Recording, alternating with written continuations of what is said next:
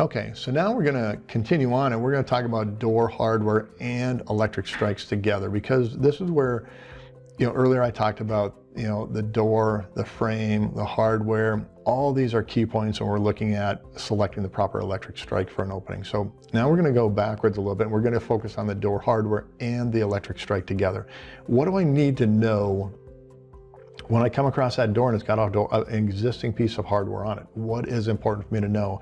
Because we know door hardware comes in many different shapes and sizes, and there are some things we can work with and there are some things we cannot work with. There are some things that I would never recommend trying to use an electric strike with it. So when we look at our products, we think about mortise lock sets, we think about Pullman latches, the good old unit lock out there. There's still a strike that'll work with that. Deadbolts, yes, I can work with that deadbolt on an electric strike.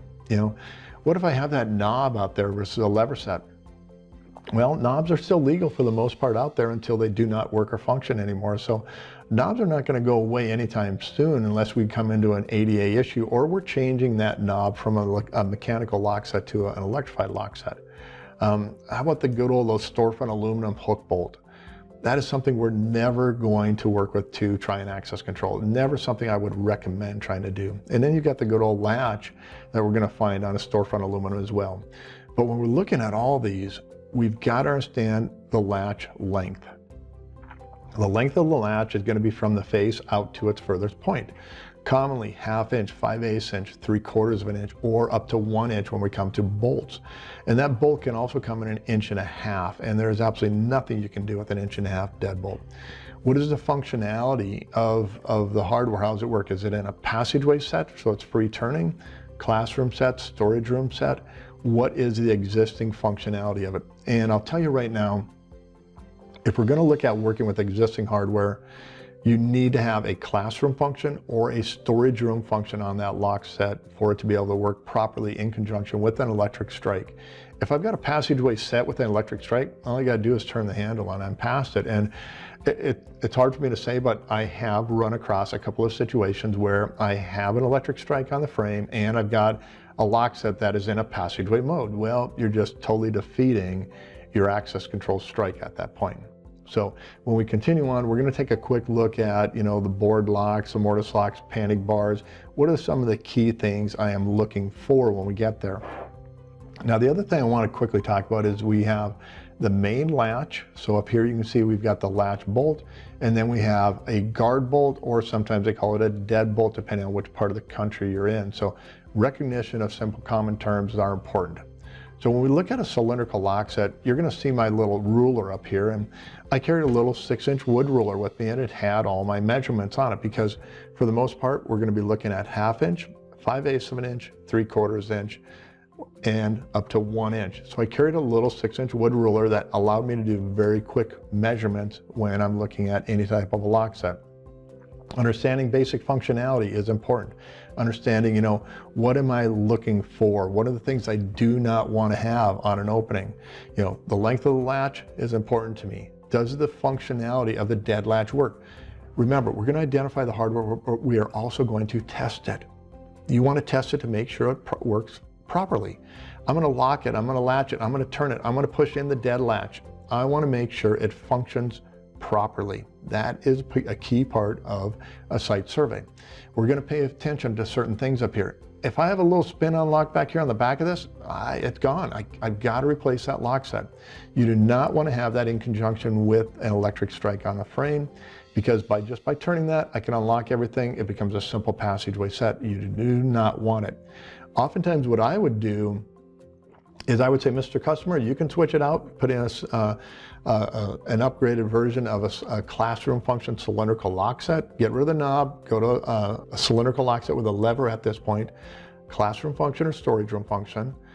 The other thing I want to make sure is I usually recommend up to a 3/4 inch latch. I prefer a longer latch. It just gives me additional strength, especially if we're going to deal with a higher security door. You can see how important it is with the functionality. By doing the functionality tests, I can ensure that the dead latch actually collapses into the body of the door frame, and that my main latch then will not collapse. You have to function test a cylindrical lock set, a mortise lock set, bars. You have to test it to make sure it works and functions correctly. The length of the latch, important. I prefer a longer latch, gives me additional holding strength. We've got many electric strikes that are available. Here again, if you remember at the beginning when I talked about our strike selector, what is important? The hardware on the door is very important to us. We need to understand what type of a locking mechanism we have. Is it a good old cylindrical lock set? Is it a deadbolt, a Mortise lock set with a deadbolt, Pullman type latch? Because we have different strikes that will work with different applications. Most of the time you're going to find them identified. What does it work with? A 1-inch deadbolt. If it works with a 1-inch deadbolt, will it work with something smaller? Will it work with a 5/8 inch latch? Will it work with a 1/2 inch latch, a 3/4 inch latch? If it works with a 1-inch, it's going to work with something smaller. Then we're going to talk about key terms such as, is it fail safe or fail secure? For the most part, most electric strikes are all standard fail secure, and I can convert it to fail safe. Our HES 1006, you order it either fail safe or fail secure, one or the other. But they are field serviceable. You can change them. You can do certain corrections. In some of the products that we have out there, if I need to add an additional shim based on placement of my dead latch into the pocket, I can do that. But we're also going to look and see some of these are rated. My 1006 and my HES 1600, they're designed to handle up to a 1-inch deadbolt. They're windstorm rated. So remember earlier I talked about codes, talking about windstorm rated products. Well, I've got a windstorm rated product here. I've all got a fire rated product. I've got a product which is designed for outdoor applications. This is looking at the literature. If you go back to the electric strike guide, it shows you all the things that these strikes are designed to work with for length of the latch and their certifications they carry with them. Here, I've got the HES 4500 and the HES 1500, designed for up to a 3/4 inch latch bolt. What does it work with? Cylindrical lock sets, Mortise lock sets without a deadbolt, and they're fire rated. So we've got different ratings. They're also, the 1500 is also rated for windstorm and outdoor ratings. My 4500, well, it's fire rated, but it doesn't carry the other certifications with it. So looking at the product is important.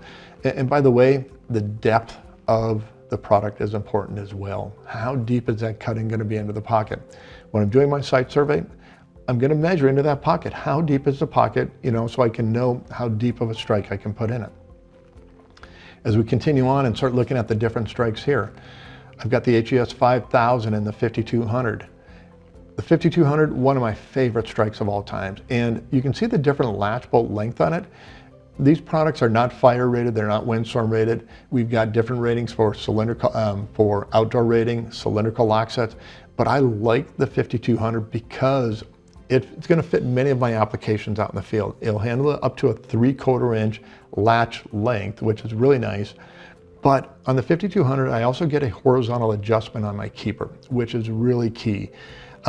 It's key because if I get an unhealthy opening or the assembly becomes unhealthy over time, I've got a little bit of adjustment on there. It does not have preload on it, but it gives me a little bit of play in case I get an unhealthy opening, I get additional pressure where I might have that preload, so it can potentially help with that. I also have strikes that are designed to not be cut in.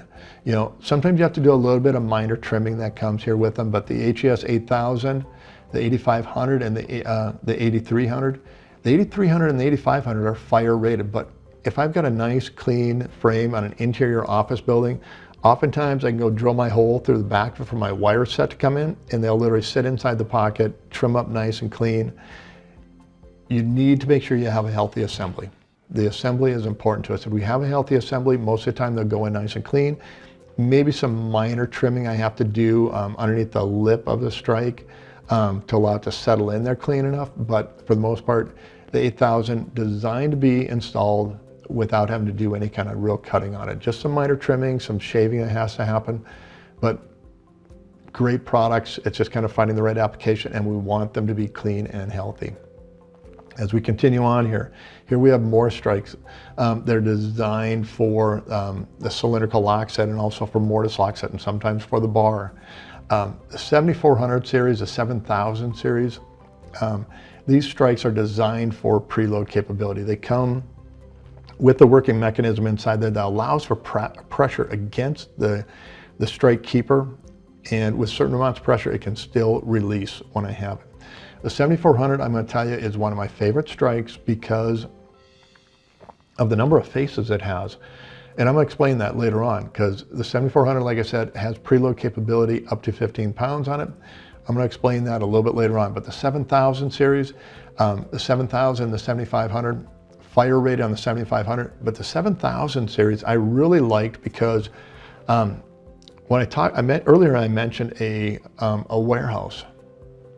On the western side of the warehouse, I had 5 pedestrian doors. And I knew that in the afternoon when the sun came across, the frames and the doors are all going to heat up. I was going to have preload pressure on them. So on all 5 of those doors, I put in, under new construction, we put in the 7000 strike. It was cut in, set in there, prepped the frame. When they started building the tilt-up wall, they prepped the frame for the strike to be able to sit inside there. And the customer came in and said, hey, I got one strike on the front and a different strike on the back, and I had to explain to them why. And when the building became operational in the summertime, they could see why I put the 7000 series on the western side of the building, because we had that preload pressure. Remember, it's not just the sun, it can also be the winter, the moisture, the humidity that we have to deal with. So preload, if you've got a preload, you have to identify it during the site survey. Okay, so we understand how important identifying preload is when we're selecting electric strike. But sometimes we're also going to run into a situation in which we have a standard residential style mechanical strike plate in a commercial application. And when we do that, we actually have an electric strike, the AES 300, which is designed to fit into that small pocket in a commercial application, because we are going to run across it. So we do have an electric strike. I like this little strike. It's nice, neat, simple, and easy to install. And even if you have to do it in wood, it does fit in fairly cleanly into wood. As I mentioned earlier, I do recommend getting the proper tools. The proper tools are going to allow you to work with wood neat and clean. So let's go ahead and go to the next one, because the next one we got something exciting for a lot of people, because for the first time ever, we have a truly wireless electric strike. And I say it's wireless because I do not have to run a wire from the access control system to the electric strike. This is using the HES version 3 ES100 electric strike, which is designed to work in conjunction with the Aperio technology. So if you're familiar with Aperio technology, it's where we can install a hub up on a ceiling or up on a wall that's going to look at a lock. In this situation, it's going to look at a card reader. So in this situation, we have a card reader, an electric strike, and a hub that work together to provide that wireless communication capability. I get a wire to my hub, which is going to set up on the ceiling or up on a wall, and it's going to look at my electric strike, which is attached by wires to a card reader. The card reader is where the power comes from. The card reader is going to contain 2 lithium cell batteries, which provide the power for the card reader to work and for the electric strike to work. And we've been able to do that because for the first time ever, we have, instead of a solenoid in an electric strike, in the HES version, the version 3 ES100, we now have a motor in the 1500 and a motor in the HES 1600 electric strikes. First time ever. So we're able to basically give you a wireless electric strike powered through the card reader on the frame or the wall next to it, which communicates wirelessly to a hub up on the ceiling or the wall, which communicates back via hard line to my access control system. Brand new strike, but if you're familiar with the 1500 and the 1600, they're not new strikes. The strike body is exactly the same for the 1500 and the 1600 as the ES100, whether you're using the 1500 version or the 1600 version, same body, but we're going to a motor now instead of a solenoid. Imagine not having to get a wire. Say if I've got an old historical building and we don't want to put conduit on the wall, we don't want to put panduit on the wall, I can now look at using the HES ES100 electric strike. Great new product. It's going to come in different finishes, so we've got the capability there. I'm also going to have the capability of tying in a door contact, a door position switch in conjunction with, and we're going to be able to monitor the latch inside the pocket as well. So we've got a lot of different flexibility with the new product. Take a look at it. It's exciting. Not only is it wireless, it is also working with a motor now instead of a solenoid. Okay, so great new product. Go ahead and pay attention to it. Many of you who have worked with our electric strikes in the past, you're familiar with some of the templates that we have. We'll talk a little bit later about the Smart Pack, but we've got the templates for you. The other thing I do want to mention quickly is the guard down here. One of the things that, you know, when I was on the industry side of dealing with security and access control is how do we provide better protection? And the guard is something I do recommend. I really do recommend looking at adding the additional guard over the electric strike when you install it. Using that in conjunction with a breakaway lever. So if you've got a exterior trim as a simple lever set out there, I like the clutching lever sets because it breaks away. People spend less time trying to break or damage the hardware at that point. So let's go ahead and continue on. We're now going to talk about Mortise lock sets, because with a Mortise lock set, you really, they come in so many different shapes and sizes, and we're going to show you different configurations because it's really about the front of the face over here. What does the front look like? Does it have a deadbolt? Does it have a guard bolt on it? Well, most Mortise lock sets all do have a guard bolt on them. Not all, but most of them do. The deadbolt, kind of an optional one out there. But for the most part, we're going away from deadbolts, and we're going more into more of the standard Mortise look here, where I've got my standard latch bolt and my guard bolt.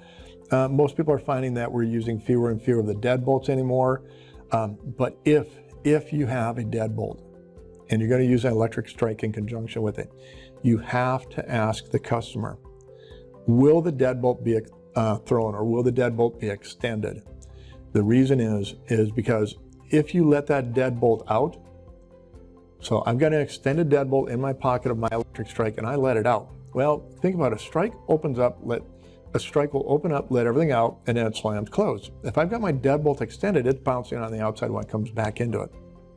So if you have a deadbolt on your Mortise lock set, you have to ask them, will it be released? If it does, there is only one electric strike designed to allow for recapture. And if you're not familiar with it, that's going to be our HES 1006. With this strike here, I can actually add in a little latch catch in there that'll actually hold the keeper open, allows the deadbolt to be released, and when it comes back in, it's going to allow that keeper to it's going to be opened up already. The keeper, or the deadbolt, will go into the pocket, and the latch bolt or the keeper will slam closed on top of it. So the 1006 is the only strike designed to recapture a deadbolt. So let's continue on here. Average deadbolt, that deadbolt can only be 1 inch long. If you have a 1.5 inch deadbolt, which I've never seen with a Mortise lock set, you cannot use it. 1.5 inch deadbolts are usually standard deadbolts only. A standard deadbolt on a Mortise lock set is going to be up to 1 inch. Okay. Here's just a quick glance at some of the different manufacturers' configurations of what we're looking for when we're looking at the face of a Mortise lock set. I've got my main latch. Up above it is my dead latch. Next one over here, it's a little bit bigger gap up in there, so different distance in between them versus here. My dead latch, or my guard bolt, is sitting below my main latch, and here I've slid everything down. My latch is further down in the pocket, the dead latch is further down. Based on all the different manufacturers, there are actually 27 different faceplates available to work with the 1006. So what we're looking for, and this is oftentimes critical when it comes to installation. Technicians, if you're going to work with the strikes and do the installation of the strike, you need to read the instructions, because when we're working with a Mortise lock set, we want the main latch to drop inside of our pocket. The dead latch, whether it's either below or it's sitting up above, whichever configuration you're looking at, that dead latch needs to collapse back into the body of the Mortise lock set, and that happens when it rides up on either the strike faceplate or even the body of the strike. Either one is fine with us, but we want to make sure that whether it's above it or below it, that it's going to hit the faceplate or the body of the strike and collapse back into the Mortise lock set. Here's a perfect example of something that happened, and I found this on a project. We've got a Mortise lock set right here. The technicians came in, and this was on a multi-story building. I think there were like around 20-some doors that were done.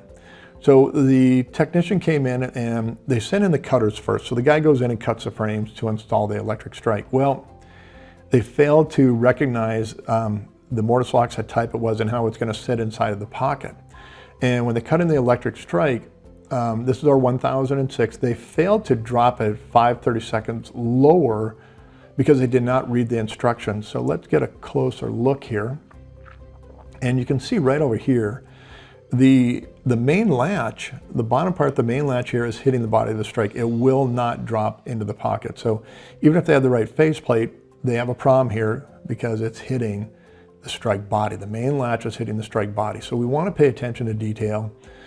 Installation is sometimes the biggest challenge we run into is we have an issue with reading instructions. A lot of times you're going to have the details in there that are going to help you understand insulation and that, where is it going to catch, because it's a repeat of this history that we have of time over time.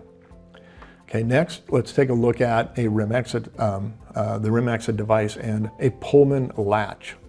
Pullman latches are going to come in at either a 1/2 inch or a 3/4 inch in length. Sometimes they'll come in conjunction with different types of dead latches. Here I've got it up on the side. Here I've got one that wraps around the latch itself. But they do come in different shapes and how they're going to look to us, but they're primarily the main latch is a 1/2 inch or 3/4 inch. One of the biggest things we need to pay attention to is if I'm going to use an electric strike in this situation here, I've got electric strikes that are designed to work with a Pullman latch. And one of the first things you're going to notice is, as we're looking at this, as I put this on, here I've got a 1/2 inch electric strike, and here I've got a 3/4 inch electric strike. So it really makes a difference. Not only are we concerned about, is it rated fire rated or windstorm rated if we're in the Gulf of Mexico or up the Atlantic seaboard, but we're concerned about what is that depth? What's my distance between here and here? 1/2 inch versus 3/4 inch. So I've got 1/2 inch, 3/4 inch.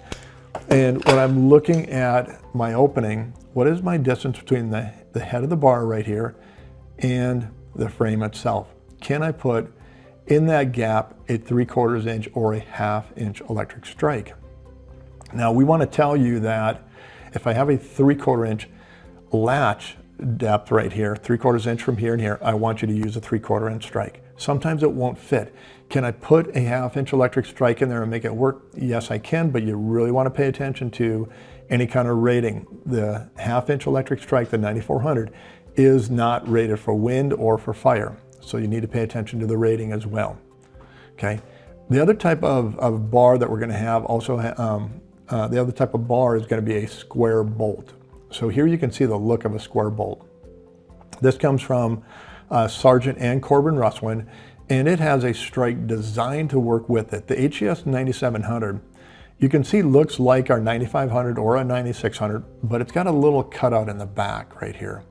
And what that is to work in conjunction with part of our latching, the latching mechanism here on the top up here. Higher security.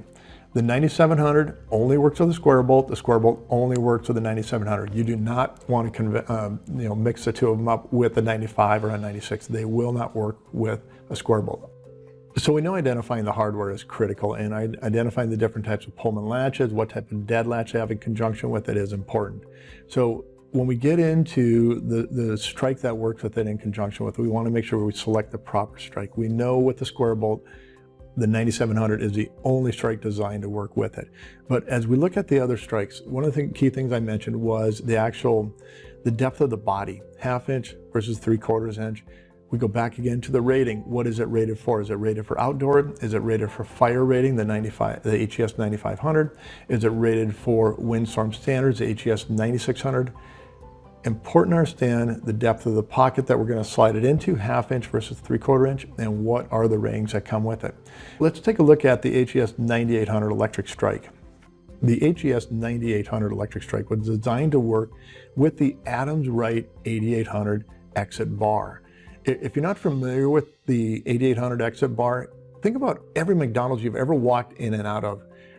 When a McDonald's is built, McDonald's went to the 8800 star wheel configuration because of the fact that little kids can't shove their fingers up inside the pocket.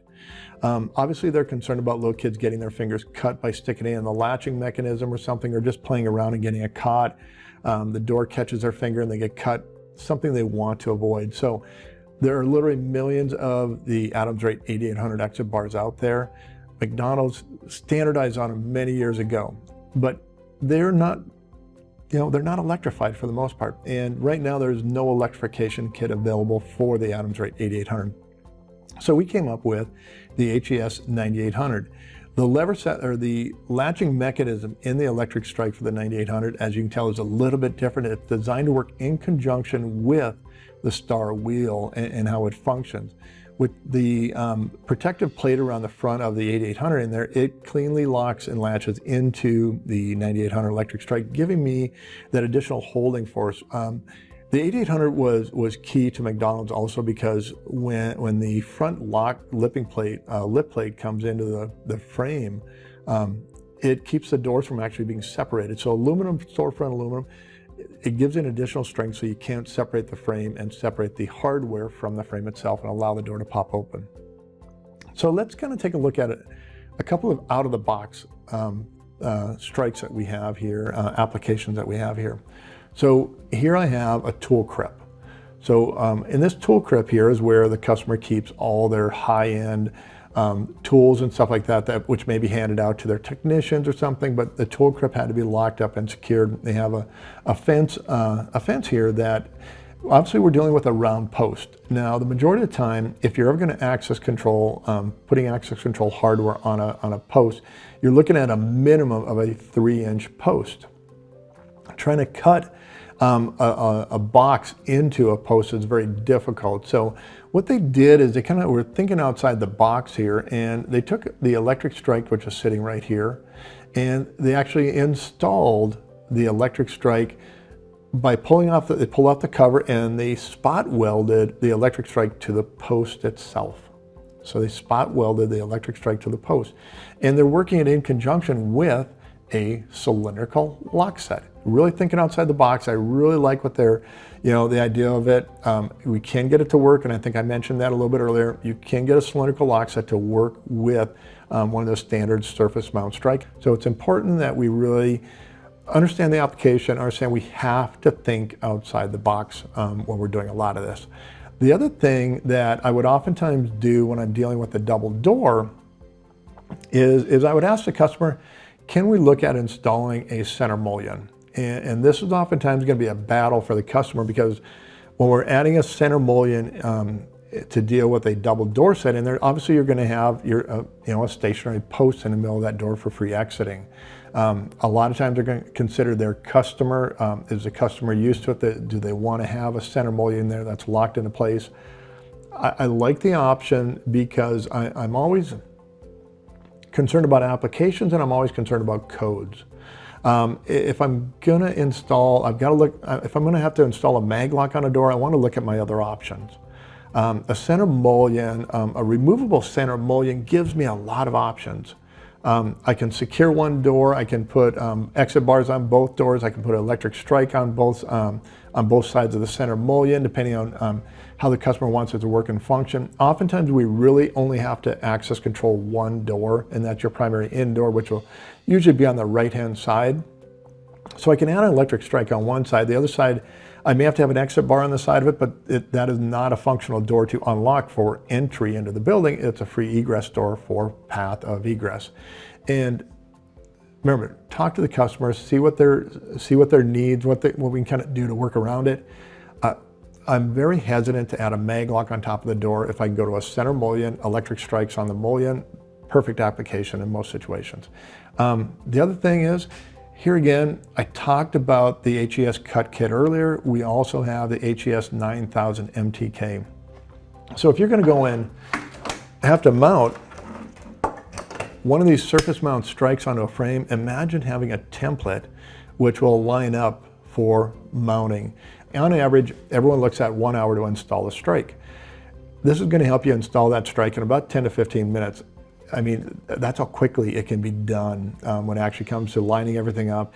It is magnetic on the back side of it, so it gives you perfect alignment. Drill your holes, mark your holes, drill your holes. Quick and easy, but don't tell your manager. It just gives you back time for other parts of your job.